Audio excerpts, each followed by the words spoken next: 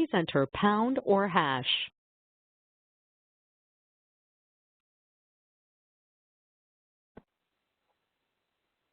Good afternoon, everybody, and thank you for joining today's webinar, NSP Closeout Efforts and Program Income Transfer Notice. My name is Sandy Patel. I am with TDA, a technical assistance provider for HUD.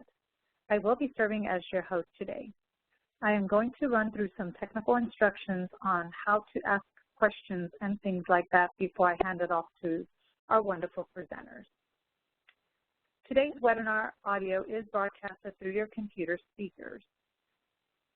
You can also use the dial-in number if you are unable to use the computer audio. If you choose to dial in, please mute your computer audio to avoid hearing an echo. Please close the email and all other programs on your computer and silence your cell phone, and give your undivided attention to our presenters today. If you have any technical problems, you can email George Martin at gmartin@tdainc.org, or you can send a chat message to the host. That will come directly to me, and I can help you through any issues that you might be having. All participants will be muted during the webinar. Questions can be asked in writing using the Q&A tool. You can ask written questions at any point during the presentation. The panelists will collect them and answer them when we stop for questions. To ask a written question, use the Q&A tool. It is located on the right-hand side of your WebEx screen. You can see a screenshot of what it looks like up on the screen. If you do not see it, click on the triangle and it will expand the box. Please ask questions to all panelists. Then just type your question in the box and click send. Again, those you can do at any point during the presentation. All questions will be answered verbally. We may not be able to get to all questions, but we will try to answer the common ones first. Please send additional unanswered and private questions to Jennifer Alpha at jalpha@tdainc.org. With that, I'm going to hand it off to Jennifer with TDA. Jennifer? Great, thank you. Welcome everyone to today's HUD NSP webinar on closeout efforts and the program income transfer notice. I'm Jennifer Alpha with TDA, and I'll be assisting with moderating today's session. This webinar will be divided into two sections. First, we'll talk about the closeout effort and take some time for questions, and then we will talk about the program income transfer notice, and then again take some time for questions. Just want to remind everyone that today's session is being recorded, and an archive will be created on the HUD Resource Exchange website. The archive will include this audio visual recording, a PDF of the presentation slides, and a written transcript. So with that, I'll make some introductions. Today, we have from TDA, Dion Roberts, myself, Ernie Hernandez, and Sandy Patel, who introduced the technological instructions earlier.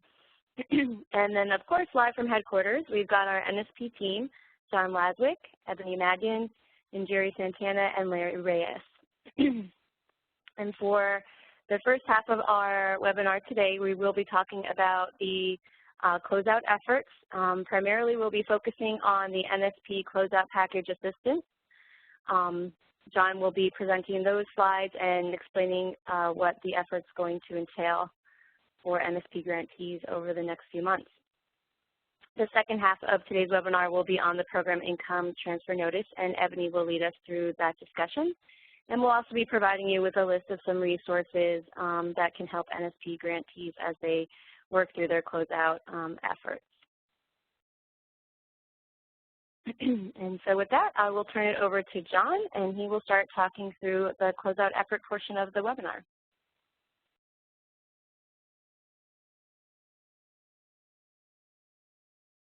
So, John, I think you might need to unmute your own line in order to get started.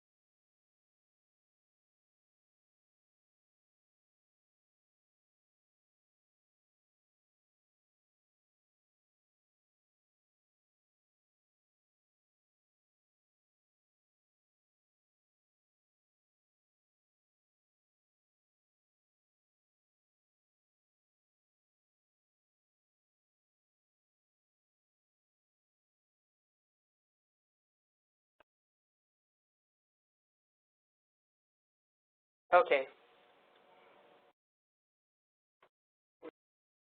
Okay, sorry about that. John, are you ready?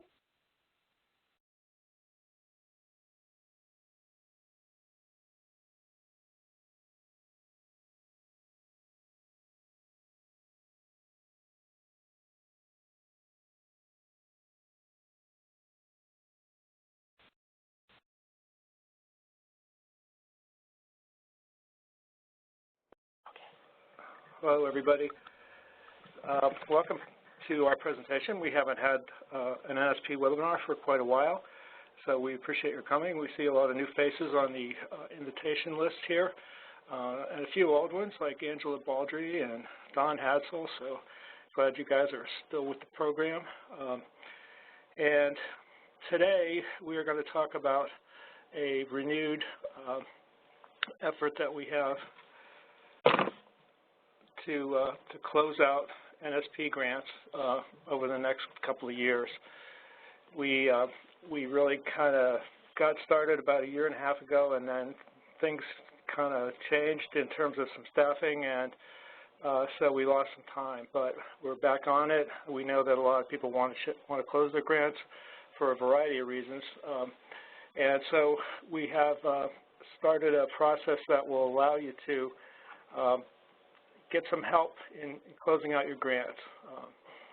So just starting at the beginning, and we'll talk you through all this, we're going to remember that in order to close out, that you have to have any activities that are funded with even a penny of line of credit funds complete and meeting a national objective. So that's the kind of the sort of the basic fundamental requirement. We can't get around that. Now, if you've met, you also have to meet the 25% set-aside requirement, at least for the letter of credit, the line of credit amount. And if you have program income, we'll talk about that a little bit later. But those two are absolute requirements. Then you have to have all costs are incurred. That would be for the original line of credit amount. And other regulatory requirements are met. So that would be Davis-Bacon or environmental review or whatever kinds of additional requirements there are. And we have a lot of resource information that we've published on our HUDexchange.info site, and we'll be kind of referring to those as we go through. All right, next slide, please. Great. So it's a new effort to assist grantees identified as ready with preparing closeout packages. So what we did a couple of years ago, a year and a half ago, was had TDA and some of the other consultants go out and do assessments of the grantees with the lowest balances to see, if they were actually ready to close out. And we visited about 300 of these communities, and there were, I don't know, about half of them I think were deemed to be potentially ready to close out. That was just a fairly kind of fast assessment of those. So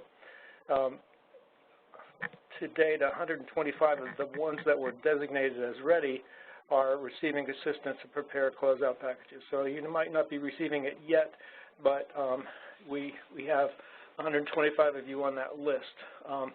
But I think it's important to note here, and we'll mention this again, that if you think you're ready to close and you've met those requirements that I just went over on the first page, you don't have to get assistance. You can start. You could call your field office and say, hey, I'm ready to close. I mean, we could get you some assistance, but you don't have to have, we don't have to knock on your door. You can knock on our door for that one. So we're trying to close 100 grants by September. That's kind of a stretch in a way because some of these, there's an up to 90-day period for you to develop your closeout package. We're hoping to shorten that quite a bit. And to date, about a third of that number has been closed, 34. And that's due to the hard work of our field staff, in particularly Casey Hines in Detroit and Marilee Hansen in Nevada and Lori in Jacksonville. Yeah, Lori Serino. so we have these folks who are on a team that are kind of our senior advisors on this, and they've been a terrific help already because they've been working with this program for a long time. And so they are giving us sort of policy advice, and then the individual field offices are going to have responsibility for the day-to-day handling of these things. But just like you are, a lot of our field staff are not as familiar with NSP either. So that's why we have the consultant team that's going to be involved in working this out. So did we miss on the previous slide? Or?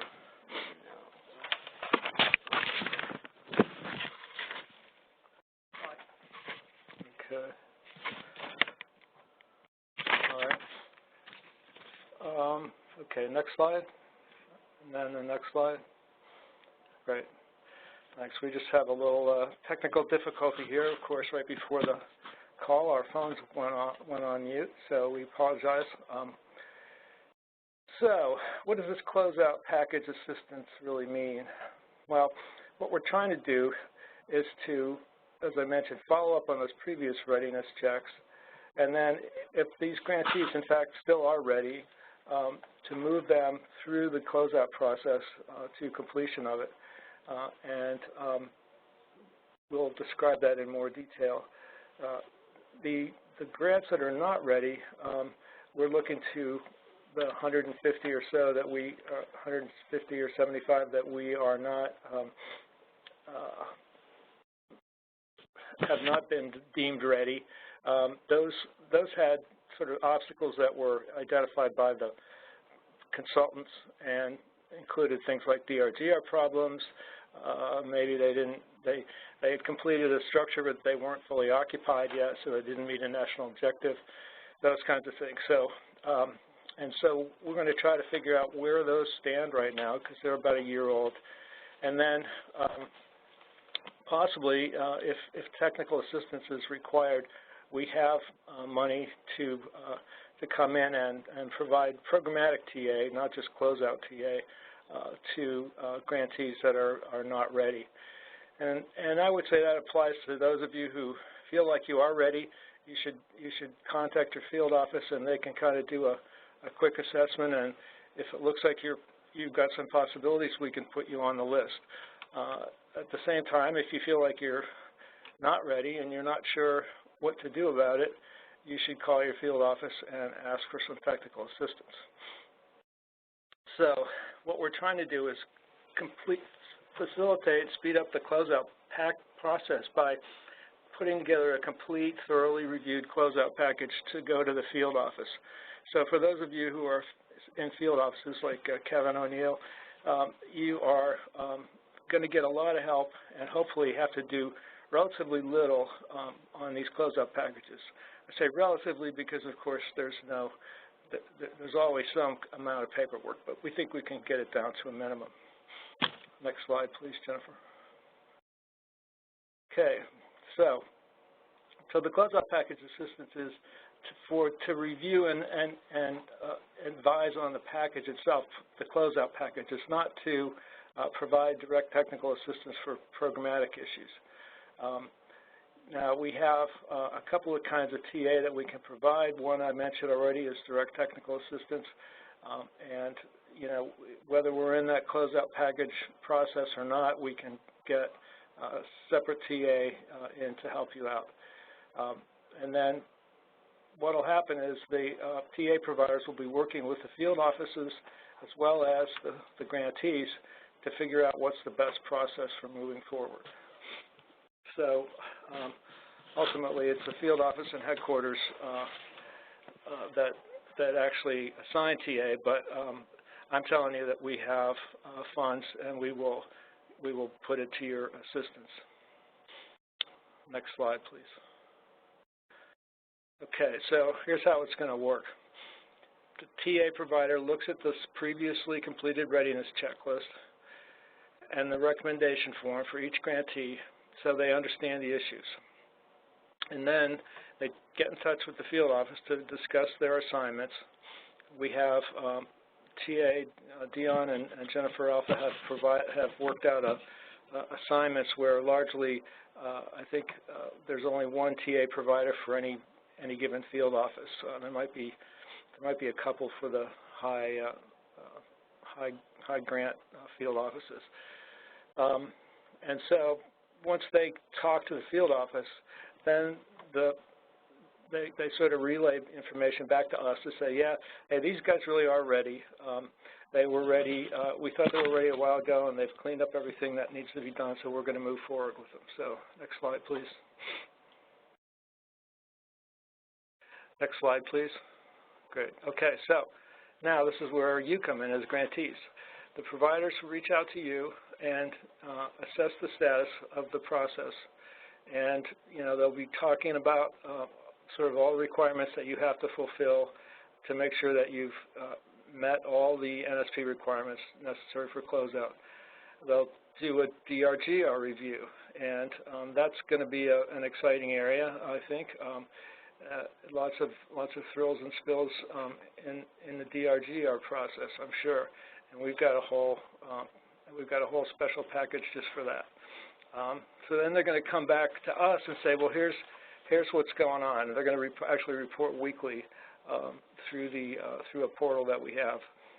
And then, of course, if there's obstacles, they'll talk to us in the field office and think about, you know, putting some technical assistance together. So basically, you will get a call from your TA provider who has already talked to your field office, and hopefully you will have some sense that this is coming. And at that point, you know, you'll be talking to the TA provider. You'll be looking at your DRGR situation, and then you'll be kind of, you know, mutually assessing the situation. If you're ready, we'll do an assessment right away.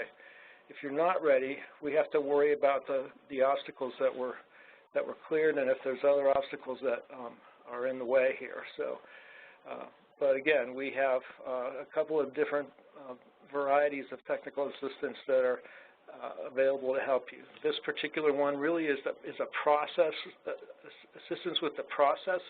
We have assistance with the content, and then we have a whole special brand of assistance just for DRGR. Next slide, please. Okay, so this is where the grantee is ready to complete the package. The TA provider will communicate with the field office to ensure that the closeout package is sent to the grantee, because that's how it has to go. We have to send it to you, and then the field office needs to complete some portions of it for the grantee.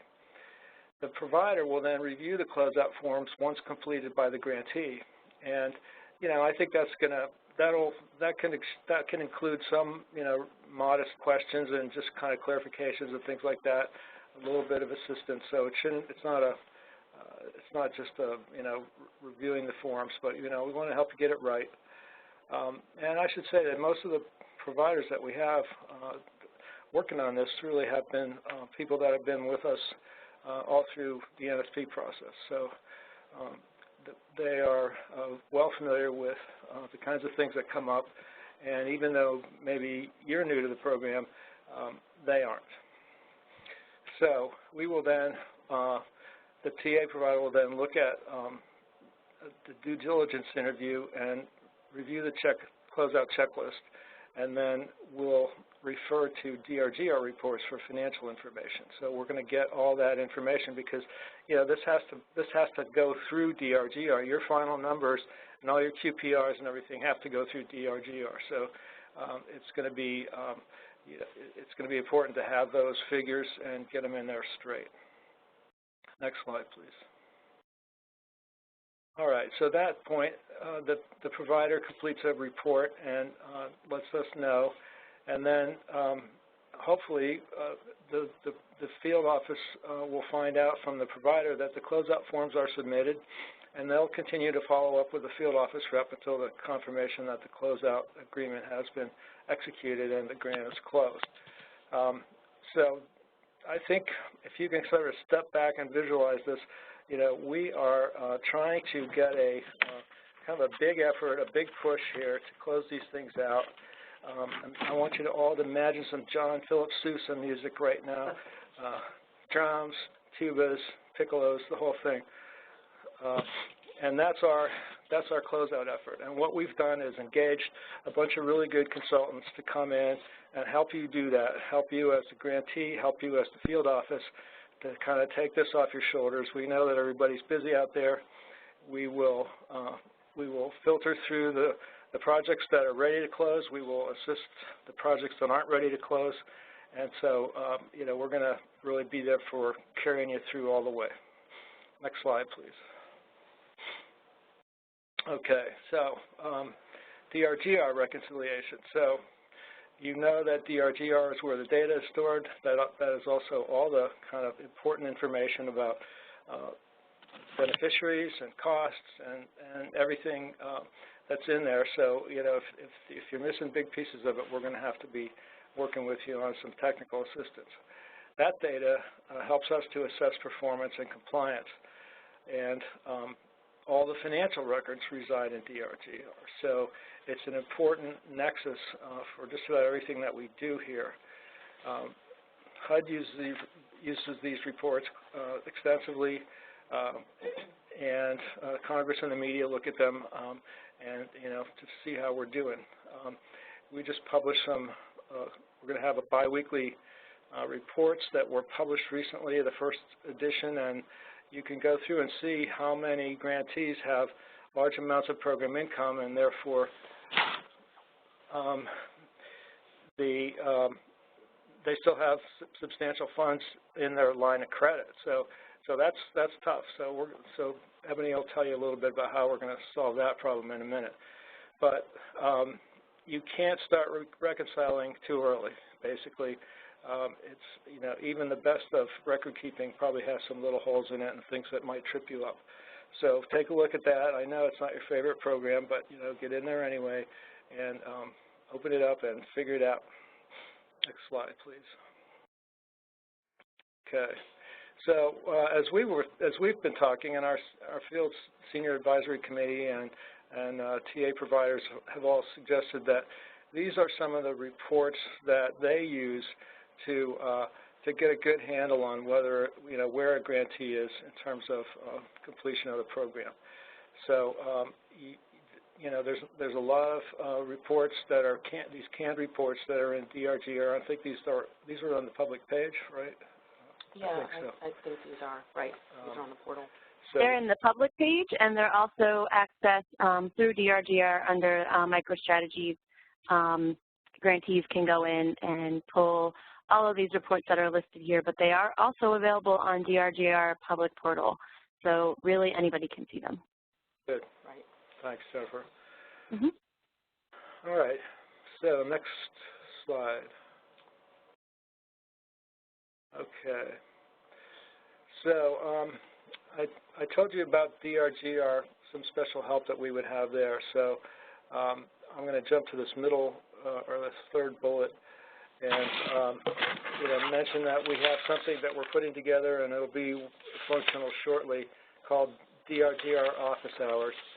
And what that is a setup of a morning or an afternoon, 3 or 4 or 5 hours that are set aside in which several expert DRGR people will be available by appointment to talk about your specific problems, and they'll be able to go into they'll be able to share your screen and really get in there with you. And I got to tell you, one of the things that when we got started, we thought, who still remembers DRGR? And we've actually found, I think, everybody who still remembers DRGR. So we have a really good group of providers that help you there, and very experienced, and really kind of understand not only DRGR, but what NSP is about and what we're trying to do, so that when you have a problem, they can help you solve it. So again, going to the top, if you think you're ready, contact your field office, and that if you feel that way, then we're really glad, because we'd like to get the ones that really are ready to go first. We also just published some frequently asked questions. Is that what these are? Yeah, on this process, and those are listed on the exchange as well. So you can also get on-call assistance, and there's AAQs coming up. And then there will also be, in addition to next week, next Tuesday, the 19th, we will have a couple of webinars in August to take this further. So I'm sure as you all get into the process, you will start coming up with more and more specific questions, and we want to try to have answers for as many of those as we can. All right, are we over to Ebony now? Okay, closeout questions. So yeah. Go ahead, John. So we've been taking those in written form, is that right? That's right. So at this point, we're going to stop and pause for questions for maybe 10 or 15 minutes, and then we'll move on to the discussion on the program income transfer notice. And Sandy, can you go ahead and remind folks how they can ask a question? Yes. So to ask written questions, use the Q&A tool on your right-hand side of the WebEx screen.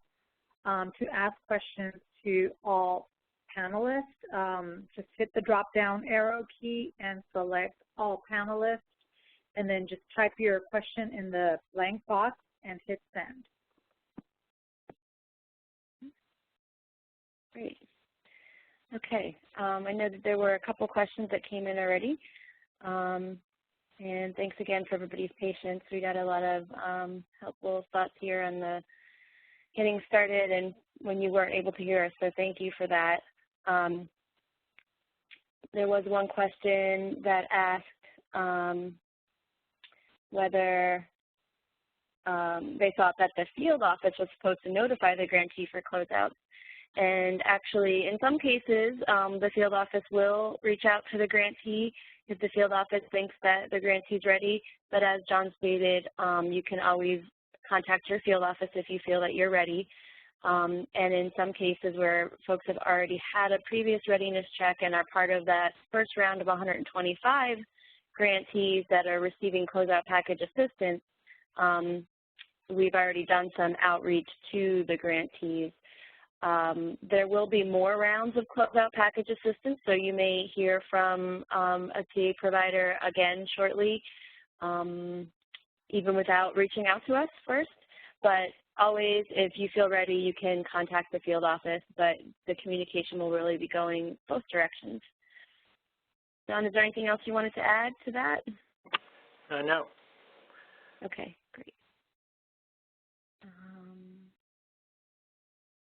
Somebody asked if there's a completed report as an example to go by. I think this must mean in terms of like a final QPR or a perfected financial report 7A or something like that. There's not anything like that. If you look at these reports here, I'll go back a few screens so you can see the list. This draft final QPR, you can pull that out of DRGR. It's also available on DRGR Public. That will give you a sense of what your QPR is looking like as of today if you were to do a final QPR. It doesn't represent a perfect one or a totally complete one, but by reviewing this, you can get a sense of where you may have some holes, particularly in your narrative. This really is illuminating in terms of the narrative that you've entered for your activities. If you take a look at this draft final QPR, you're going to see where the holes are. So I think that's a good place to start. These other reports, you will not have a perfect one that you can look at, but there are certain things that are important in terms of reconciling these reports. And I know that as part of this closeout effort, we've talked about putting out perhaps some tip sheets that will help grantees understand what reconciliation really is needed for each of the reports, and then some tips and direction for resources that are already out there to help you in actually completing those functions in DRGR. So as the closeout effort moves forward, we will be providing you with more guidance, I think, on exactly what it is that folks have to do in order to get these reports in good shape. And I believe that, these upcoming webinars that we have will certainly touch on those topics as well. So I have a question here. It says, is HUD wanting to close out all NSP programs or just work with those that want to close out? Well, you have to want to close out, so, but we are actually interested in working with those of you who are not ready to close out, particularly if you've got some kind of an obstacle, like the one person that knew the program took a job in another city, or something like that, where there's going to have to be some backtracking and sort of reconstituting of records and people's understandings. But you know, so definitely, if you're interested in closing out, we want to talk to you. If you know that you can't close out today and that you've got a problem that's worrying you, you should call us so that we can put your worries to rest. Great, thanks, John.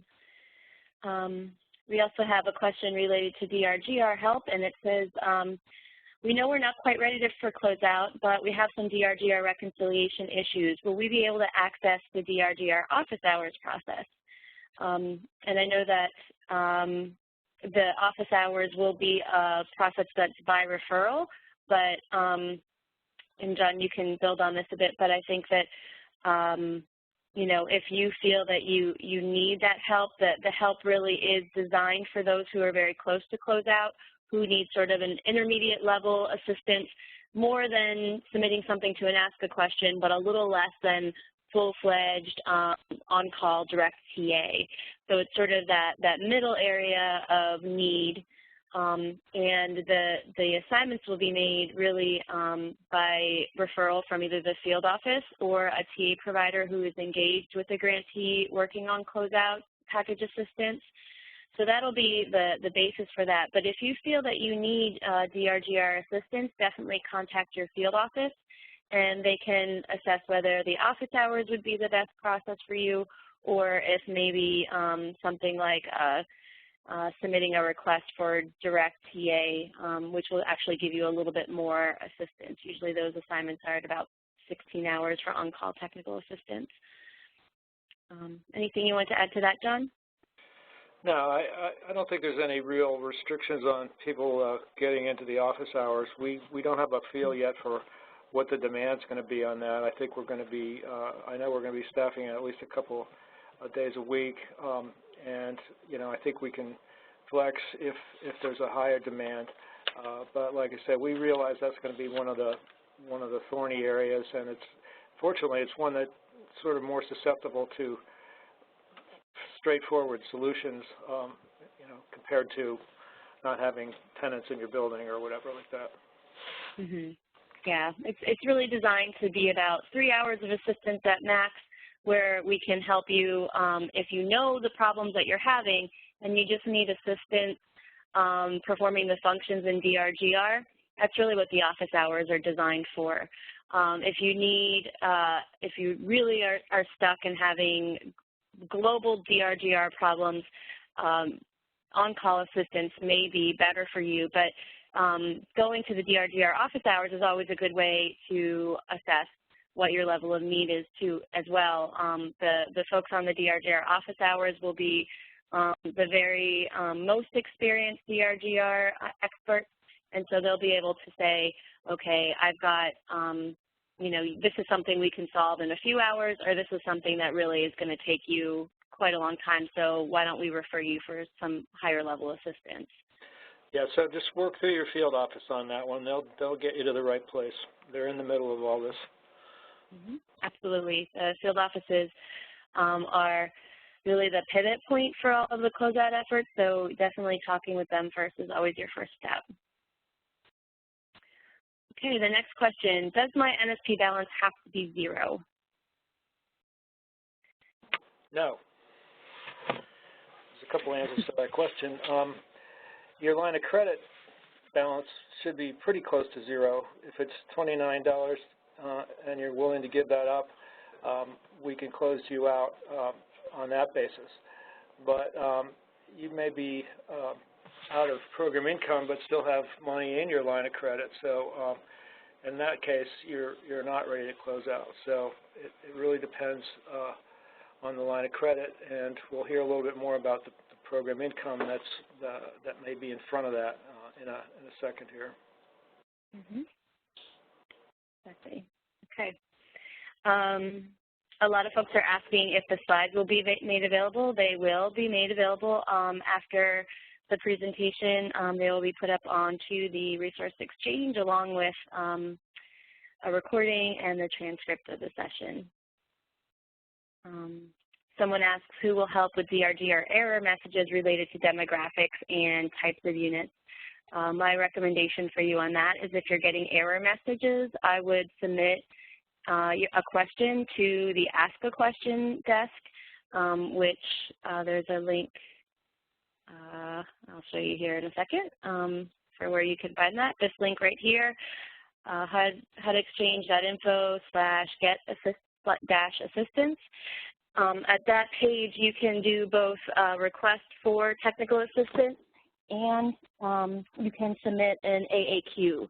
And just choose the DRDR pool. You can submit a question to explain the error message you're getting, and it's always helpful to include a screenshot of the error that you're getting, as well as the description of the steps you've taken so far.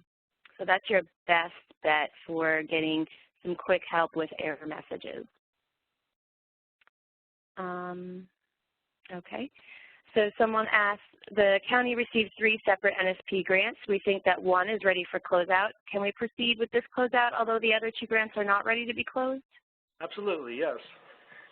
We have to close them out one at a time anyway. We've had a few that closed out, 2 out of 2, but you can do it any way you want. Okay, great. Someone asked, can we technically close out if we have rental homes that are managed by the housing authority?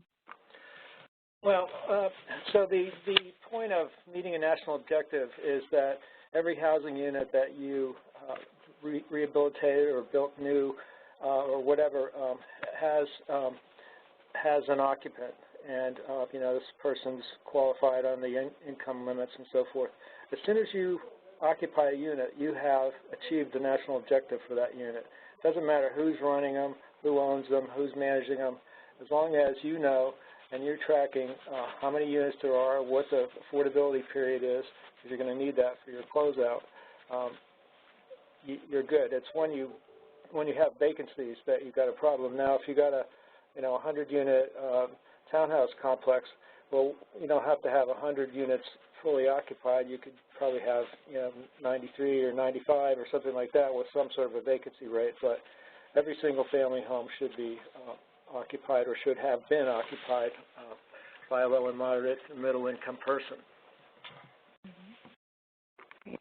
Thank you. Someone asked, where can we get a handout for closeout?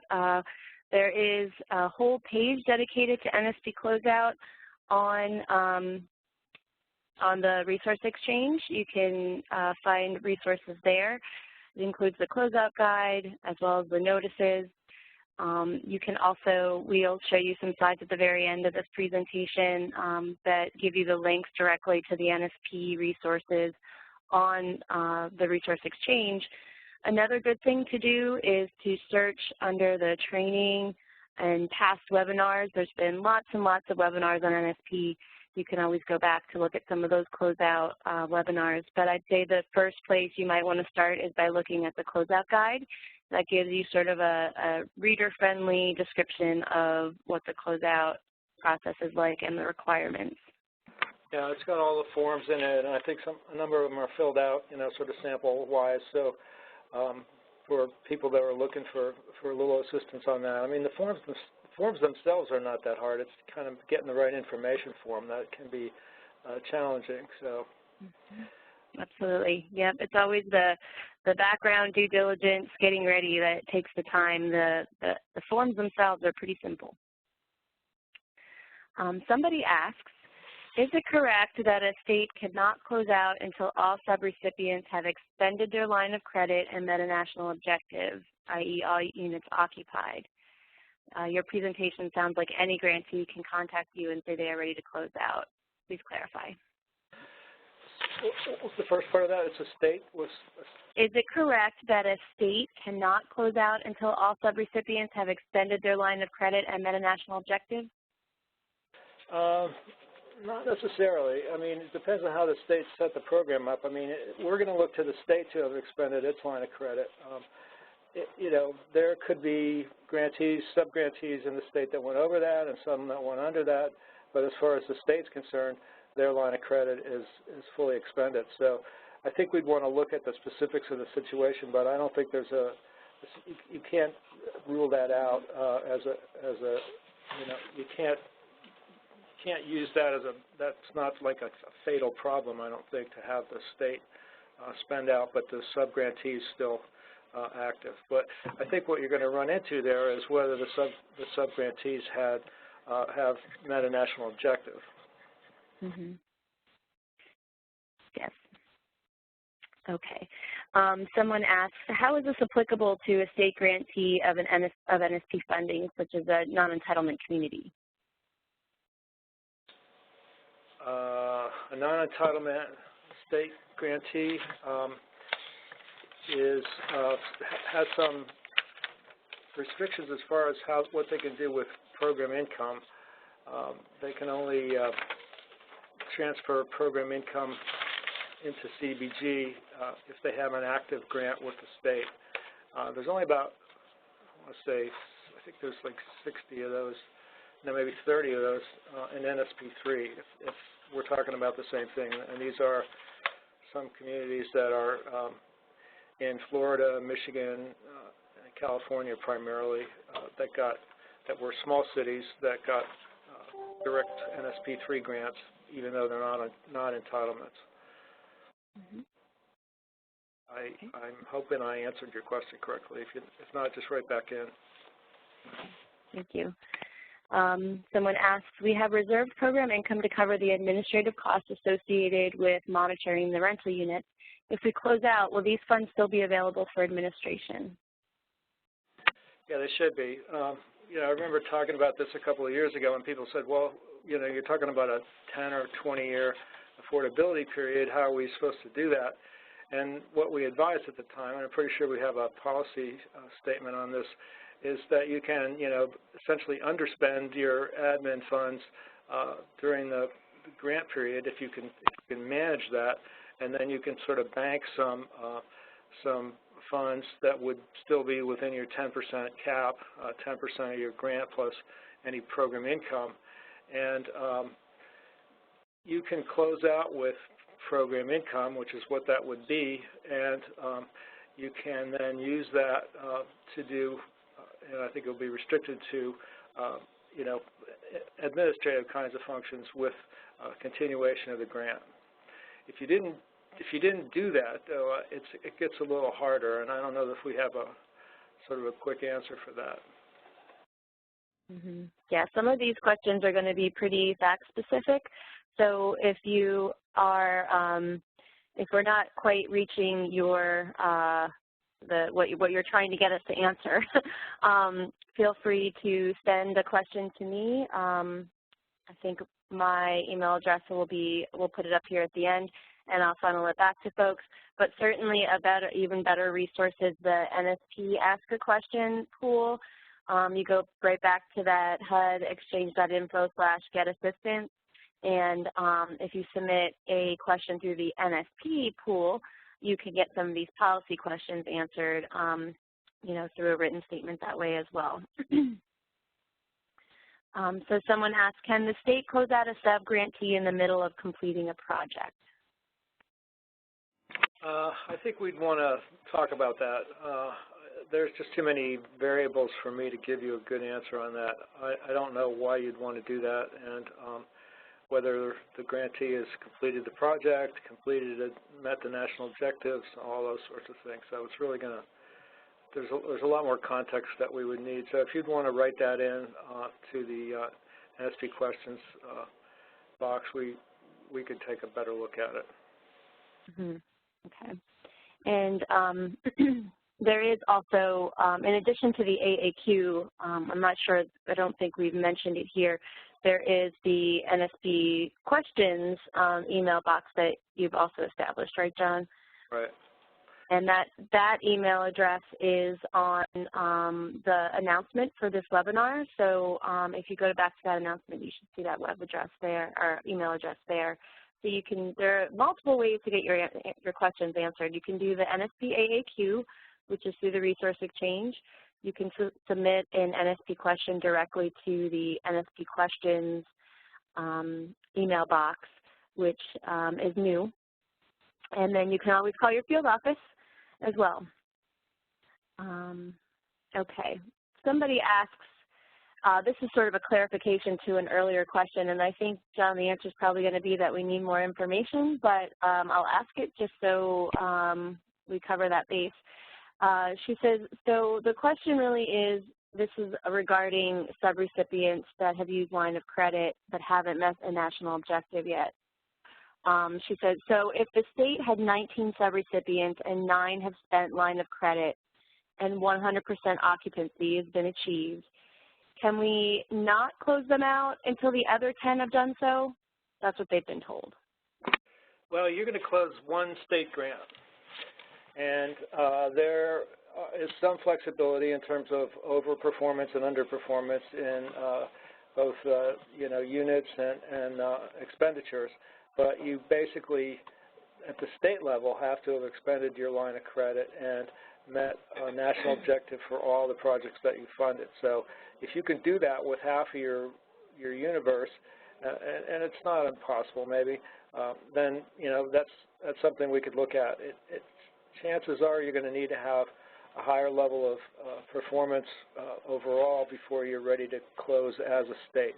The good news is there's no deadline. So, those of you who lived through the first few years of NSP, we're always terrified of obligation deadlines or expenditure deadlines, and we don't have those anymore. So, work with your subgrantees, get them completed, and then come and see us. Okay. So I'm going to take 2 more questions here, then we'll move on to the next portion of today's webinar, which is on the PI transfer notice. And we actually have a few questions already rolling in on the notice that I am going to hold until that presentation has been completed. But with respect to closeout, somebody asked, can we close out a grant with $432,000 remaining in line of credit funds? What, my bank account number is, let's see, no. I'm kidding. All right, so, so if you've got no program income in front of that, you can spend it. Is the problem that you don't have a project? I'm not sure what the question is. Yeah, it sounds like, I've encountered some grantees that have maybe $2,000 or $3,000 remaining in line of credit, and they say, you know what, we don't have any cost for that. Let's just close out anyway. And then what happens with that remaining funds is they get pulled back into Treasury. So if you're willing to give up that $432,000, I imagine you could close out, but I think your field office would probably want to understand why you're wanting to give up that large amount. But in order to actually close out the grant and continue using that line of credit funds, you have to, well, you can't. If you're going to close out, then you will no longer have access to the line of credit funds. So by closing out, you give up anything that's remaining in line of credit. All right. Okay, and then our last question, and we'll move on, is, well, there's actually 2 here, and they're quick, so we'll take them both. I found an NSP closeout guide published April 2014. Is still valid? Yes, for the most part. That is valid in terms of the general closeout criteria. Some of the things we're going to be talking about shortly regarding the PI transfer notice, those changes are not reflected in that 2014 guide because they just came out earlier last month. So for the most part, the guide is valid, particularly with respect to criteria for closeout. You can rely on that. Treatment of program income is going to be a little bit different, and the guide will be updated. It's a brilliant guidebook, as Jennifer knows. You put most of it together. Thanks, John. And then our final question before we move on is HUD trying to have all NSP grantees closed out within a certain deadline date? Not a specific date. I mean, we're going to have annual goals for closeouts. You know, I just saw something that, you know, they were looking at sort of the last remains of the UDAG program, which was last funded in about 1986. So I hope we don't drag it out that long. But you never know. No, there is no set deadline, but you know, bureaucracies get antsy when there's these, you know, a few grants hanging around from a program that nobody understands anymore. So that's what you're up against. Exactly. So it's in your best interest to close out as soon as possible, but there is not a specific deadline date. Okay. And so we will turn it over to Ebony, and she'll talk to us about this new and exciting program income transfer notice. Okay. All right. Thank you, Jennifer, and also thank you, John, for providing that overview of the closeout efforts that we are relaunching. And welcome, everybody. Good to see some familiar faces and see a lot of new people now. I think we've reached up to 237 participants, so really good to see this turnout. I'm going to talk about the notice that we just recently released in June 14, and hit on some of the highlights of that notice. And then we can get down to some specific questions, of course, following the presentation. So as a part of assisting grantees with moving towards closeout, HUD has released a new tool. And this tool is designed to assist with moving to your line of credit. We issued a closeout notice initially in November 2012. And as you know, in that notice, you're required to use your program income before you can access your line of credit funds. There is one exception there, of course. If you receive annually $25,000 or less, that's considered miscellaneous revenue, and that can be used for administrative purposes. So as I said, we released a notice on June 14, and this notice provides grantees with flexibilities. Can we move to the next slide? So one of the reasons that we released this notice is because grantees, again, were having problems with reaching their lines of credit. And to date, we've got roughly around 43 grantees that have over $1 million of funds still remaining in their lines of credit. And the primary barrier there for many of these grantees, again, is that they are generating substantial amounts of program income. So this is a testament to the success of the program in many respects, but it's also again, a challenge for those grantees who want to close out their programs. We have grantees across the country who no longer have an adequate pool of NSP properties. So we know that there are communities out there, and some of our West Coast grantees have built out areas, and so actually trying to purchase foreclosed and abandoned properties. These properties aren't there anymore. Can we move to the next slide, please?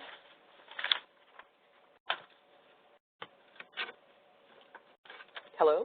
1 second, yes, sorry. Oh, sure, no problem. My clicker wasn't clicking. There you go. So, HUD, and I should have mentioned this earlier, one of the, reasons or one of the rationales for this notice is that in one of our other programs, our CDBG-DR, Disaster Recovery Program, and a lot of you out there probably have disaster recovery programs, and you're aware that under the disaster recovery requirements, under the 113-2 grantees, you are, in fact, able to access your program income before your line of credit. So based on that sort of model, that's where the impetus came for this particular notice. And again, this notice is to provide flexibility. You are able to transfer program income before, at the time of, and after your CDBG program. So what do you need to do in order to be able to transfer your program income? Who are you? So you have to be a CDBG grantee. You have to have an active CDBG program. You can be an entitlement or a state. You can also be a unit of local government, and again, you have to have an open and active CDBG program. So you are required, and this is critical, you are required to meet the NSP 25% set-aside requirements for low-income housing before you can actually make a transfer. This calculation is made after subtracting the PI that will be transferred, and we can talk about this more later on in the Q&A, and also as John mentioned during his presentation, we have released a set of FAQs, and those are published on our website, and they will walk you through how to actually make this calculation. So can we move to the next slide, please? So again, we talked a little bit about who, and this gets into that discussion a little more. This talks about who cannot make the transfer. Here we're talking about nonprofits and not entitlement local governments. This option is not open for entitlement grantees. And I should emphasize one piece, and John is continually mentioning this, but this is an option. The transfer program income is a tool for grantees to use. You are not required to make this transfer program income. So again, our non-entitlement and nonprofit grantees cannot make this transfer. These entities will have to continue to follow the original closeout requirements as listed in one of the previous slides and described in that particular notice that came out in 2012. PI received within 5 years after closeout must be NSP eligible and meet NSP requirements. So no other federal requirements apply. John mentioned some of those. Davis-Bacon would not apply.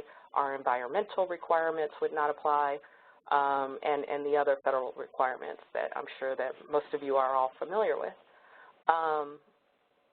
Any income received 5 years after grant closeout, as well as program income funds outlaid after the date of closeout agreement, may be used without restriction. So grantees are encouraged to use these funds in accordance with NSP eligible uses. So while there are restrictions, these may be used without restrictions. We highly encourage you to use these in accordance with the NSP eligible uses. And we can move to the next slide. So here we're talking about entitlements that are in part of a consortium. These entitlements should look at their agreement. Your agreement is going to determine what you can and cannot do with your program income. The ability to transfer PI, again, is based on that agreement. Please examine that. This is your agreement with the lead applicant of the consortium. And so if this agreement permits you to use your program income, it permits you to retain your PI, then you will retain that PI. If it permits you to transfer that program income at closeout, then you may do so, but you must move in accordance with that agreement in terms of considering any source of transfers of program income. If you need to obtain the permission of the consortium, then you will again act in accordance with that agreement that you have with the consortium. And we can move on to the next slide here. So how is NSP going to be treated after you have transferred? Once you have received that NSP program income into the IDIS system, the Integrated Disbursement Information System, that PI will become CDBG program income, and it will be subject to all of the CDBG requirements. You will have to meet the CDBG expenditure caps, and we have more on this in our FAQs. Here is a key piece that we want to mention here, that there will be some flexibility for meeting the 1.5 ratio. HUD understands that for those grantees who will be transferring large amounts of program income, that you will potentially look at some concerns related to satisfying your 1.5 ratio. And I think, we have a little bit more on this from John here. Yeah, so this is where you want to think about it, because it's possible to transfer program income more than once. And the program income that you would transfer will show up in the program year in which you transferred it to the CDBG program. So that's where going to be your highest level of vulnerability in terms of timeliness and going over on timeliness. If you have a big project and you know you can use that money right away, or at least get it all obligated, then by all means do that. But if you don't have a project waiting, you might want to transfer a more moderate amount of funds and then see what happens, because you can always come back if you need to. But we can't do away with the 1.5 test. So we can give you a break a little bit, but we're not going to be able to wait forever either to get that ratio back down. Yes, as John has said, one of the critical pieces here is planning and really thinking out this transfer before you go through the exercise of making the transfer. So this will take some careful consideration and planning and thinking about this ratio that you're going to be coming up against. So once again, when you've completed that transfer, the NSP requirements will no longer apply. So all of those NSP requirements essentially wash away. They are no longer applicable, and in all respects, that CDBG program income is now subject to the CDBG requirements. So you will no longer have to serve 120% of AMI. And also think about the CDBG requirements and the requirements around constructing new housing, and that you actually have to have a community-based development organization in order to construct new housing. So turn to your CDBG program experts, the folks that work in your city or your state, and talk to them about what some of the CDBG program requirements are, because it is different than the NSP program, obviously. So if we can move to that next slide, please.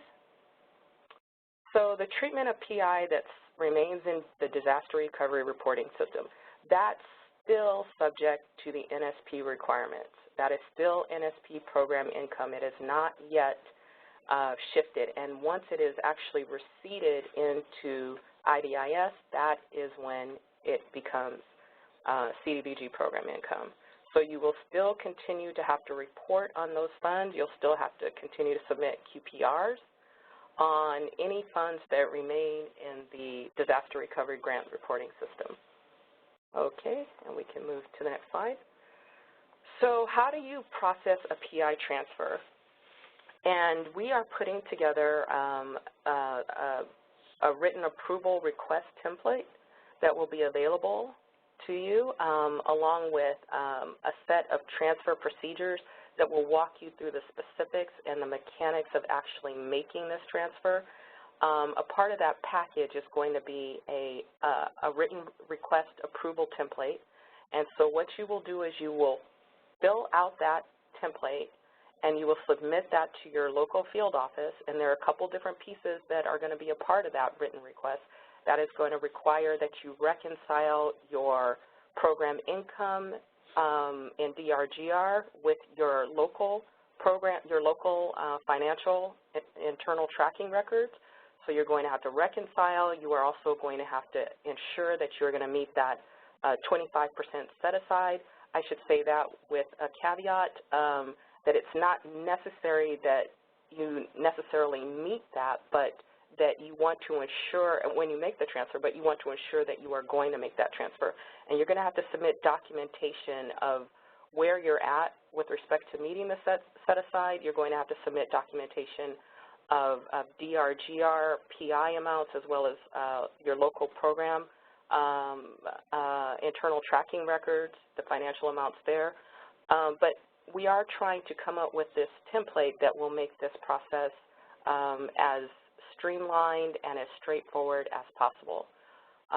So once you've received that PI from the local field office, and here again, this is one of the elements that we want to think about when we're planning. we are thinking about our set-aside amounts. We're also thinking about our ratio, and we're also thinking about the capacity of the local field office to process these transfer requests. The field office is going to have to review and approve these, so please do this in conjunction and close communication with your CPD rep. So you're going to, the CPD, that permission is going to be uploaded to the DRGR system, and you're going to add an explanation to your QPR and to your action plan. So you're going to explain there that you have, you've obtained the permission from the local field office, and all of this will be uploaded for public record in the DRGR system in your action plan. The CON plan may require an amendment depending on your local citizen participation requirements. So we want you to, again, look at what you require locally to what triggers a substantial amendment, and we do have more about this in our FAQ section. And I think we can move to the next slide here. So, as I said earlier, we are going to be releasing detailed procedures and forms. We will have those out. We're working on those, and we should have those available for our webinar that we're going to be having on the 19th. And these procedures will guide you through the specific steps that are necessary to actually make this transfer. We also have a set of FAQs available on our website right now. If you are on the HUD Exchange and you go to the NSP landing site, the web page, you will look under announcements and news, and you will see the FAQs there. They will be made available eventually on that NSP FAQ link. If you click that now, you will not see the FAQs there. They should be there in the near future. As John mentioned earlier, we have TA available through our AAQ, and we have on-call requests. You can submit questions to our NSP questions mailbox. Also, please work closely with your field office, build up the relationship with your CPD rep, and keep them in the loop on your efforts to close out. And I think we have some additional resources on the next slide. Right, so here we have the live links, the web links. So we've got our NSP closeout guidance. You can see that there. We also have a whole slew of webinars which are extremely useful, transcripts there. You can submit TA requests. And we have additional resources on the following slide. If we want to move on to that next slide. Here is that DRGR, where we know most of you all are probably looking for help. We have a DRGR FAQ. We also have a user manual, and we have resources with IDIS. Again, here is where you want to start. If you've not made that relationship or connection with your CDBG program and your IDIS experts, you want to start reaching out to them to get an understanding for what the CDBG program looks like. Again, we have an Ask a Question feature for NSP, DRGR, and IDIS. And so I think that concludes our discussion, the overview of the program income notice. Yes. And with that, we will start taking some questions. We've got a bunch that have rolled in here. We had some actually previously that were asked regarding some of the program income transfer requirements, and so I held off on asking those questions when we were talking about closeout, but we'll go back to those. Someone asks, will a CON plan, action plan, a CON plan or annual action plan program amendment be required to transfer the funds, or will only an NSP amendment be required? Well, that's a debate we were having here just the other day. So we don't think there's an NSP amendment that's going to be required, because you're basically taking out program income and not grant funds. But it seems pretty likely to me that you will need a CDBG amendment unless you're transferring less than $50,000. I mean, so if you're transferring $50,000 in program income, that would be used for housing rehab or acquisition rehab, and you transfer that to exactly the same program that you happen to have in the same neighborhood with the same scope and the same location and the same beneficiaries, then you wouldn't need one. But anytime, if you look at that 505 reference that we put in there, 91505, it's got a pretty clean description of what constitutes an amendment.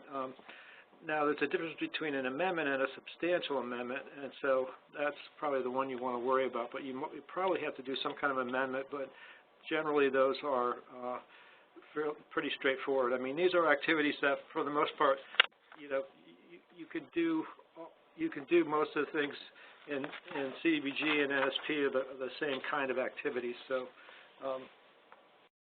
but it's really going to depend on the circumstances. Okay. Once program income is transferred from NSP to CDBG, will we be able to draw all the line of credit funds that we haven't been able to access due to revenues being greater than expenses for quite some time? Bingo. Yep. That's why we're doing this. We did a slightly different trick for NSP2, and they actually had a hard deadline of September 2014, I think, that all the funds had to be actually expended. So we got around that in one way. This is the way that we're getting around that in NSP 1 and 3. That's like magic. Another question, does the closeout package need to be completed before we transfer outstanding program income to CDBG? No. Nope. Before, during, or after. Mm-hmm. Very open.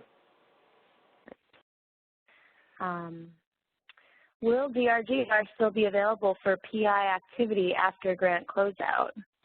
And I suppose this question really, the answer to this question depends on whether you've decided to transfer your program income to CDBG. But if you decided to keep it and use it for NSP purposes, then yes, DRGR is still available for program income receipts and vouchers after closeout. The grants are actually, for those grants that want to retain program income, after closeout, your grant will actually be marked closed with PI active, and so you'll still be able to get into DRGR and do the functions that you need. Yeah, you may be getting program income for another 10 years or so. Mm-hmm. Yeah. If you decide to keep it, that's what you sign up for. If you decide to transfer your PI over to CDBG, then any incoming PI receipts would just be made directly into IDIS. You don't have to put them into DRGR once you've gotten the approval for your transfer.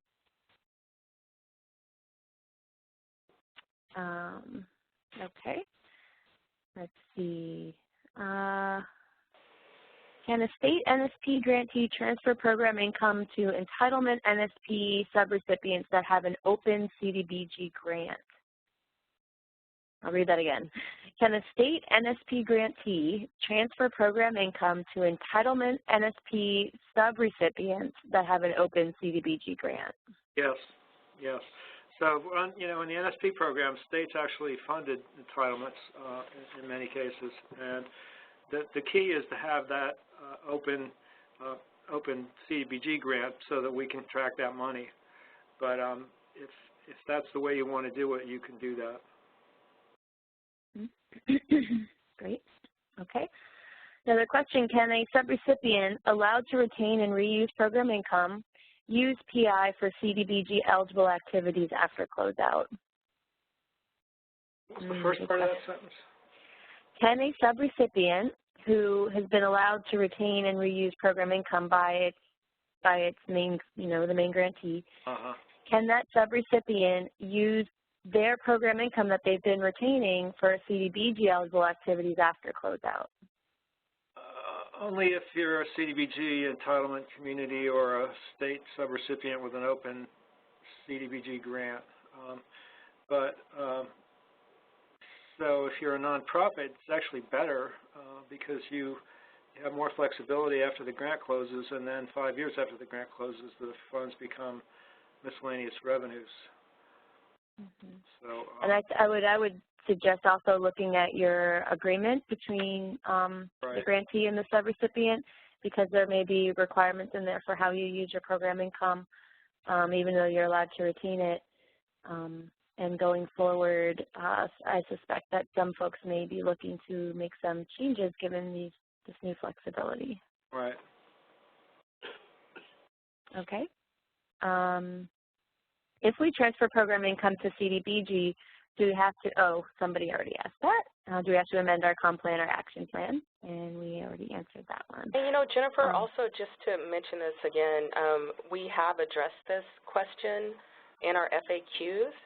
So take a look at those FAQs, and we've addressed when you'll have to do substantial amendments to the con plan. Yes, okay. This question sort of relates back to what we were talking about before with respect to subrecipients.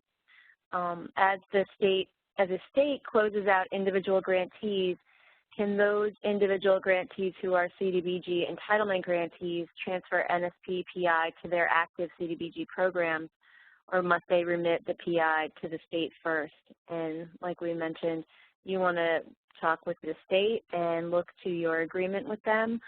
But I think John gave you some guidance there in terms of if you're already a CDBG entitlement as that subrecipient, you'll have more flexibility likely. But you definitely want to talk with the entity that you have your agreement with.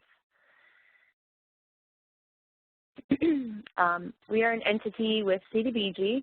However, could we choose to continue to use remaining NSP funds for a pool of NSP-eligible properties recently identified? Absolutely.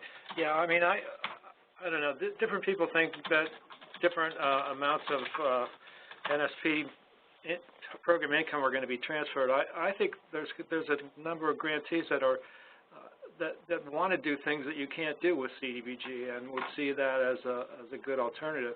So you could close your NSP grant, continue to receive NSP program income. You'll have to report on what you do with it, but that can be a source of assistance that gets you into some projects that you couldn't touch with CDBG. So you have that flexibility. Okay. Let's see. I'm looking for some other questions here. Someone says, I'm still confused about the difference between a non-entitlement unit of general local government with an open CDBG grant from the state versus a non-entitlement grantee of local government. I think this was the description of the latter. Can you elaborate on the difference? Right. Yeah. So, all right. So entitlement grantees are urban counties and larger cities, and then everybody else basically falls under the purview of the state. And those are considered to be non-entitlement grantees. I don't know, Congress sort of threw us a little curve on NSP3 when it said that we could give money to non-entitlement areas as well as entitlement cities. And there were, I think, 30 on that list, 30 cities that were non-entitlement but had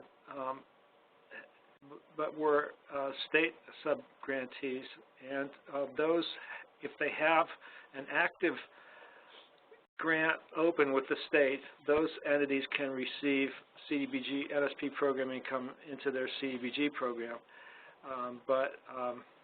For pretty much everybody else, I mean, that's a limited number, and you would know if you were one of them. And so for most non-entitlements, you're just following the rules of your state, or if you're a member of a consortium, the consortium agreement. Okay, thank you. We are a state grantee with two different agencies that administer NSP and CDBG. Will the agency that administers NSP be required to transfer the PI related to NSP to the agency that administers CDBG? I can see Civil War breaking it. No, I mean, it depends on what sort of arrangement you have, I mean, it's probably a little less, it may be a little less clear within units of government. I mean, we've been pushing cities to have intergovernmental agreements between their departments. I don't think many of them do. So it's really, so if you don't have that spelled out in someplace in some sort of an operating agreement or an MOU or something like that, then you're going to have to negotiate it with you know, the other agency. And on the other hand, I don't think there's any requirement to, just because they got CDBG and you got NSP. I don't know that there's any reason you have to transfer it to them from our standpoint. Mm-hmm. Okay, and similarly then, someone asks if there are two separate entities administering NSP and CDBG, can the PI still be transferred over to the other entity that administers CDBG? Yes. Yes. Right. Great. All right. And next question. If you're generating PI from repayment of NSP, such as down payment loans, on a monthly recurrent basis and would like to transfer to CDBG, do we have to request an approval to transfer every time we get a loan repayment? I think you answered that before, Jennifer. No, you know, you could set up an arrangement where it's more or less automatic. And that question is also addressed in our FAQs as well. Great. Someone asks, will Closeout TA be available to help think through some of these options? Also, could the transfer be done on an annual basis? PI is realized through mortgage repayments. So is there TA available to help through some of this is the first question. Yes. Okay. And to get TA, I would start by going to your field office and just talking with them about what your needs are, and they can point you in the right direction. If you're already engaged with a TA provider, you can talk with them, and they may be able to help or at least get you pointed in the right place to get the help that you need. And then the second part of that question was, can the transfers of PI be done on an annual basis? And I think, you know, as we just mentioned, the approvals are, it's a one-time approval to transfer the PI, and so as your PI comes in, you'd want to be receiving it as you're earning it, just like the general rule for program income, and you would be receiving it directly into IDIS. Is that right, Ebony? Yeah, and okay, so a couple pieces here. One, we are going to be coming out with detailed procedures that will guide you through the actual mechanics of making this transfer. So expect to see that next week on Tuesday. We will have those procedures available as well as a webinar. So you know, hang on for that. I think that might help a little bit. And then when you're also, you can transfer program income at any time. That is up to you. This is an optional tool. This is a tool that we are providing. So think about carefully how you want to make these transfers, and think about the planning that needs to be done up front when you're making these transfers. But yes, you can make these transfers annually if that's what you determine, but this tool is available to help you reach your line of credit. So that's the whole intent behind this transfer income notice. Well, but if you don't have any line of credit, then then you're okay. But yeah, I'm not sure it's a one-time approval. I mean, I think that we'd like to see as few requests for approval as possible. But and if you know what your program income stream is going to be for the next 5 years and you want to just do it all together, that's great. But if something changes and you want to come back and request something different, then we should be able to help you as well. Right, yeah. Thanks, John, for that. And, I don't think I quite responded to the question earlier, but, yeah, John is absolutely right. You can request approval from your field office. It'll depend on making the transfers, and this actual request will depend on what you work out with your field office. And the amounts that you want to transfer. The frequency is all determined by what you decide and what you work out with your field office. And this very question is actually addressed in our FAQs as well.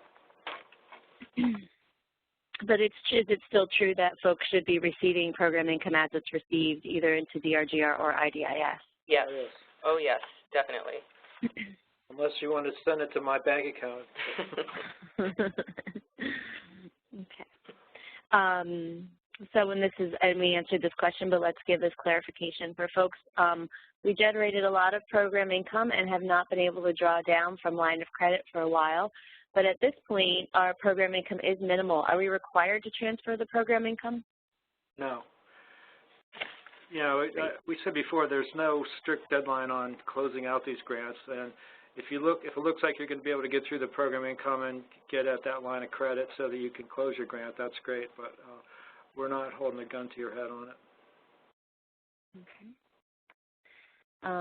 To clarify, once we make the transfer request, all subsequent NSP PI goes directly to CDBG? Only if you wanted to. Great. If the NSP grant has been closed for some time, what is the process for future NSP PI? Is HUD approval still required, or can it be received directly to CDBG? Well, you'll still have to go through the process of getting approval and transferring it. This would be something that happens down the line. The part that we deal with next week in terms of procedures will be the one that you want to follow, so you know just how to do that when the time comes. Mm-hmm. So you could leave it as NSP program income too. All right.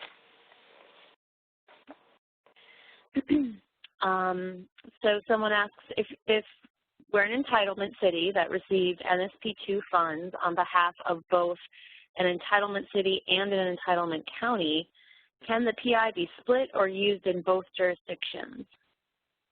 Well, that's again, that's a matter for the consortium agreement, and if it's not addressed in the consortium agreement because this possibility didn't exist then, it's something that you can negotiate now, and there isn't any strict formula or requirement. It's up to you. Mm-hmm. Great. Again, I think we've answered this, but I think the more folks hear it, the more they'll understand. Someone asks, if all I have is program income and NSP, can I request to move all these monies to CDBG at any time? Yes. Okay. Let's see. We have utilized one nonprofit entity through a subrecipient contract to carry out the NSP program objective. Could we choose to keep and transfer the remaining program income to the same nonprofit entity, but through a new developer contract? Not quite what we're talking about here, but if you'd like to take that. Could you read it again, please? Sure. They've used one nonprofit entity through a subrecipient contract to carry out their NSP program. And they're asking whether they can choose to keep and transfer the remaining program income to that same nonprofit, but through a different developer contract. So it's sort of a general NSP question. Okay, yeah, so I mean, I think you can. You can't transfer, they can't transfer it as CDBG money, but they're not a CDBG recipient, but you can transfer, you can allow them to retain program income, and you can renegotiate your contract with them, assuming that your original agreement permits that. And so I think you could probably put that together. Mm-hmm. Sure of all the details, but if I keep PI and NSP, will I still need to follow the 25% set aside? Can I use program income to do activities such as emergency rehab? I'm glad you asked that. I was going to make the point of this. So let's say your NSP, you have one NSP grant, it's for $1 million, and you've got $200,000 worth of program income, and you've still got that program income on hand for some reason, and so you've spent out of your grant, and you want to transfer that $200,000 to the CDBG program. Do you have to meet the 25% set aside for that? No. Only if it's been obligated, only if you've obligated funds or expended grant funds or program income funds does the 25% set aside apply. So all the NSP requirements and benefits drop off when you transfer it to CDBG, and then you're into a different set of limitations: 15% on public services, 20% on admin, and so. But that money that's program income that hasn't ever been committed or obligated for a project can be transferred without any further NSP rules applying to it.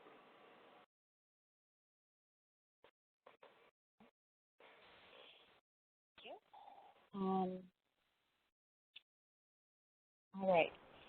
Can NSP program income be transferred to the disaster CDBG program? Couldn't hear you. What? Can NSP program income be transferred to disaster CDBG programs? No, just CDBG. Not home, not ESG, not John's bank account. Thank you for that clarification. Again, we answered this, but just for sake of hearing it, because this is the purpose really, we are an entitlement grantee that has PI that needs to be transferred in order to spend down the line of credit. Can we do a transfer to CDBG? Yes, please. Yes, please do. Okay, can we transfer NSP PI to fiscal year 15 or prior to help offset the 1.5 ratio? Can you say that again, please? I think that's what they're asking. Can we transfer money to program year 15 or prior to help offset the 1.5 ratio? I'm not sure how that would offset it, but you can only transfer it to the current year that you're using it in. So if that was last year, no. Okay. Again, I think we answered this question, but good to hear it again. This may have been already asked, they say, but if an entitlement moves all their program income to CDBG after grant closeout, will the new PI received go straight to CDBG? If you so designate, yes, it will do that. But you may also keep it for NSP if you like. Yes. And then all those NSP requirements will continue to apply to those funds. Okay.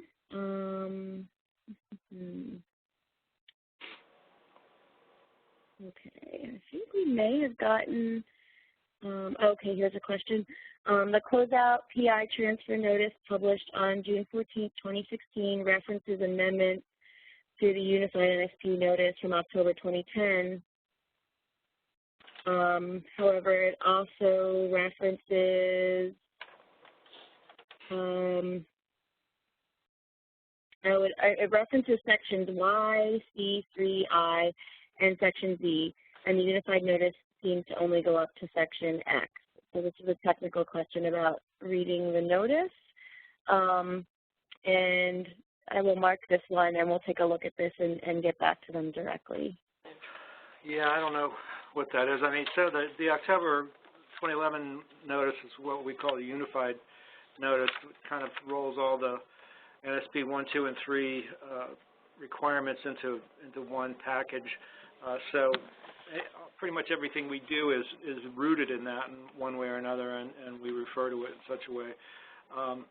And then the closeout notice, similarly, sort of drives everything that's happened since in terms of closeout. We will be having to amend at least the closeout notice to account for this change in the treatment of program income, but that's not going to really affect anybody.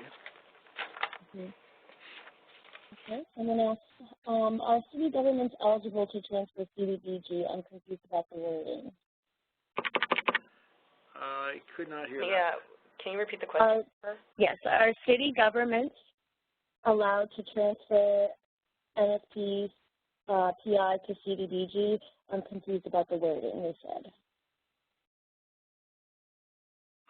City governments that are entitlements can transfer NSP PI to CDBG, yes. Some part at the end that I didn't really catch. Yeah, they said that they were confused, that's all. Okay. They just said, we're confused. So I think you unconfuse them. We should CDBG. tell everybody. I mean, I know there's a lot of new people out there. The NSP program was largely made up on the fly. I mean, that was the exciting part about it, but it was also the terrifying part about it. So, but we did a lot of, you know, we hustled to keep up with what people's questions were and what the policy developments were. So you might not know, we might not know every single answer at this point, but we will find one and meet your needs. Mm-hmm. Yeah. This is a work in progress. So here we have a question from someone who is not a CDBG subrecipient. They are an NSP subrecipient with PI on their books. They have a number of CDBG eligible activities, however, that they could use program income for. Can they do that after closeout? She says that their subrecipient agreement does allow them to retain and use their program income. If they're a nonprofit, you know, so if it's an entitlement subrecipient, there's no question they could. If they're a nonprofit, I think they can only keep it as NSP program income because they have no ability to track it in CDBG. Right. Yep. Does that make sense? Yep. Yeah, that makes sense. Okay. And in fact, there's mention of this. There's some mention of this in the notice. So if you go back to the notice, you'll see that there's a mention that nonprofit organizations don't have access to these tracking systems for NSP, and that's one of the reasons why nonprofits cannot make the transfer. Mm-hmm. Great, thanks. Okay. If the program income is not transferred and remains in NSP, do I need to follow the original NSP agreement, such as the 25% set aside, meeting a national objective, etc.? Yes. If it's NSP program income and it stays that way, then it just plays by the NSP rules, and you're dealing with DRGR and you know the whole kit. You know, relative to that last question, though, I mean, one twist on the if the subrecipient of a consortium is a nonprofit and they're allowed to retain their program income by the lead member of the consortium, then after closeout, they only have to meet eligibility and national objective requirements, and then for program income received 5 years or later after closeout, there are no requirements. So you could treat it as CDBG money, or you know, however you think best. Mm-hmm. Okay. Related, sort of, when NSP program income designated as eligible for program expenditures is transferred to CDBG, is it then considered new program income for CDBG with 20% allowable for admin, or can it only be used for program expenditures in the CDBG program? No, it becomes brand new CDBG program income. I would point out that this is another thing to kind of be aware of, and I don't quite understand it myself, but there's a dual 20% test, and so you can't spend more than 20% of your grant plus program income, but there's also a limit on requirement to spend it within the year it was receipted. Otherwise, you lose that 20%, you know, whatever you haven't used of that 20%. This is the way I understand it. So it could cause a bulge for you there, which you may or may not have, you know, programs or projects ready to deal with. It could cause a bulge in your timeliness, in your balance, in your line of credit that could potentially threaten you on your timeliness review. So there's a couple of things that, you know, you just want to think it through, and like I say, I mean, you know, if it looks like those things are going to be difficult, or, you know, that, because we see communities that have, you know, sort of windfall of, you know, they didn't even know they owned this property and now they got $6 million from the sale of it or something like that, and suddenly, you know, that's 5 times their annual grant, and they're kind of going crazy. You can moderate the effect of this by making your transfers over a longer period of time. Or you might want to transfer it right after your program year start date so that it stays out of the 1.5 calculation, for example. That's a good point, yes. Okay. Someone would like some clarification about slide 20. It says, non-entitlement grantees, the question is it true that non-entitlement grantees do not have the transfer option?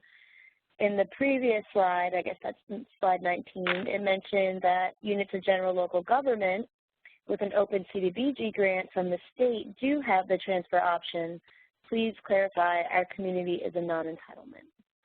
Yeah, so if you're a non-entitlement and you don't have an active grant with the state, then the only way that you can use your program income is as NSP program income. You don't have an active CDBG grant to transfer it to.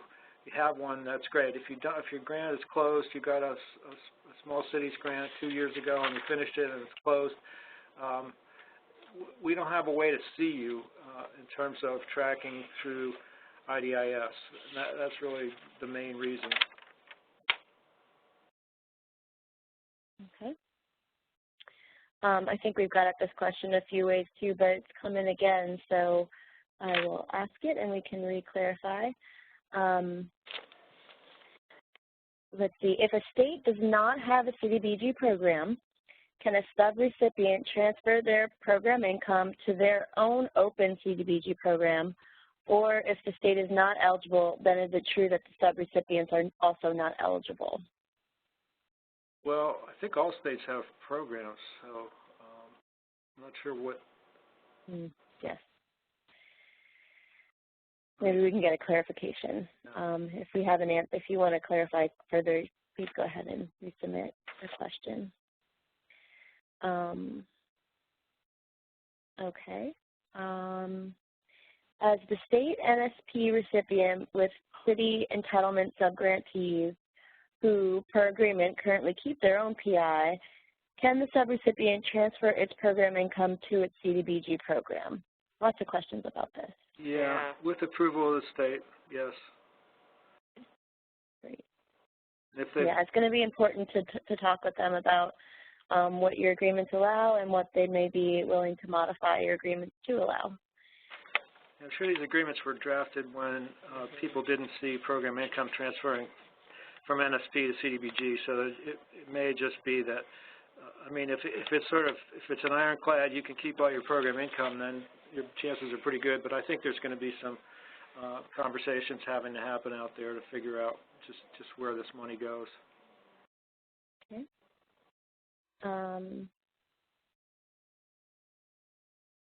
Okay, someone put in their clarification about the question that was answered earlier, which was if a state does not have a CDBG program, can the subrecipient transfer their PI to cover to the open CDBG program? And you mentioned that you think all states do have programs, and then they clarified by saying the CDBG program for the state is at another entity. Well, so yeah, I mean, we heard a variation on that before, but it's still, we don't think of it as the state. So you'd have to work with the organization that, you know, but that could get a little dicey, I'm sure. Just I don't know how that would work out. I mean, you know, you'd think that the NSP administrative part of the agency would have a little more control over what happens there, but that doesn't always happen. Exactly. Okay, this question, I think the person is just sort of generally confused about the concept, so I'll read it just so we can get some clarity for them. Can the line of credit also be transferred with the program income on hand if it is considered program income? No, I mean, there's line of credit funds, so that's your grant amount that you originally got, and then there's program income, which is everything you've gotten since then. The line of credit money has to be expended on NSP-eligible activities that meet a national objective or return to the Treasury. It can't, only program income can be transferred. And, you know, just to help that person out, you know, John mentioned it earlier, but If you go to HUD Exchange and look at these biweekly expenditure reports that we are releasing, you can actually see what the balance is in your line of credit, and you can also see how much program income you've received, and you can see how much you've drawn. So this will give you an understanding of what the concept of what line of credit is and what program income is, and how much you have left to draw from your line of credit in order to be able to close out. Thanks, Emily. Helpful. Okay. We have a couple more questions. If we do not have enough remaining program income and grant funds for a project, can we combine it with other funds for one last project in order to expend all NSP funds? Sure. Certainly. Yeah, there was a lot of combining of funds even earlier in the program. So obviously, as long as the activities are eligible for those other programs, but we saw funds being used with home, tax credits, anything that's eligible. Okay. If an entitlement subgrantee may transfer PI to its own CDBG program, not the grantee state CDBG program, which entity is responsible for tracking that program income, the subgrantee entitlement or the original state grantee? So the program income was transferred from the state to the entitlement? Yeah. So if an entitlement subgrantee may transfer its own, they transfer PI to its own, so I think the situation is there's a state and they have a subgrantee who's an entitlement. Right. And if they have their own CDBG program and they want to transfer their PI that they're earning off of an NSP project over to CDBG, which entity is responsible for tracking that program income? Would it be the subgrantee or would it be the original state grantee? No, it would be the receiving entity, which would be the subgrantee. Right. Okay. It would become part of their CDBG program. Okay.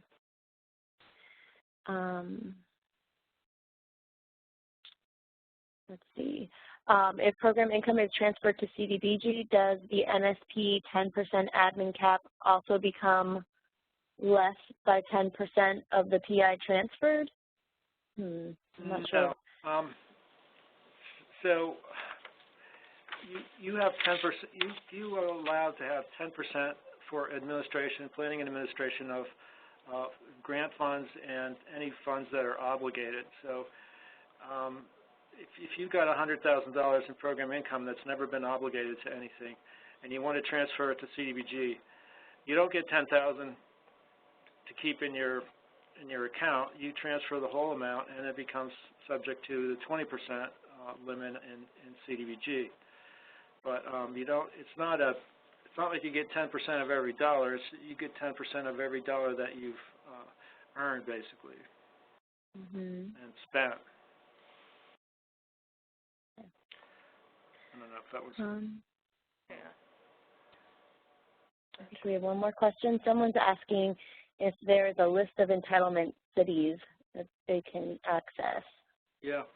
So on our exchange, if you go to manage a program, which is right above the sort of the banner at the top there, and then click down to among the millions of different programs, CDBG entitlement. It's on the left-hand side. That there are any number of resources there. You might have to kind of dig around for them. You might just try to Google it. That always works for us. Better off with Google on that one. Yes. Yeah, but I think we just had a thing yesterday. There's 1,172 or something entitlements. So, and then 50 states and 4 territories. So there are many. Yes. Okay. Okay. I think we have clarified. Let's see. Do we get one more here? Okay, they're asking you to repeat that. Please repeat how the 10% admin from NSPPI is impacted by a program income transfer to CDBG.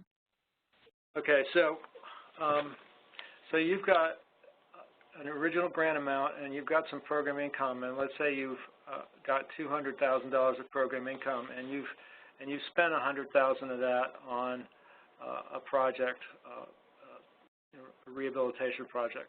You're allowed to use 10% of the original grant amount plus 10% of the program income that you've obligated for program administration.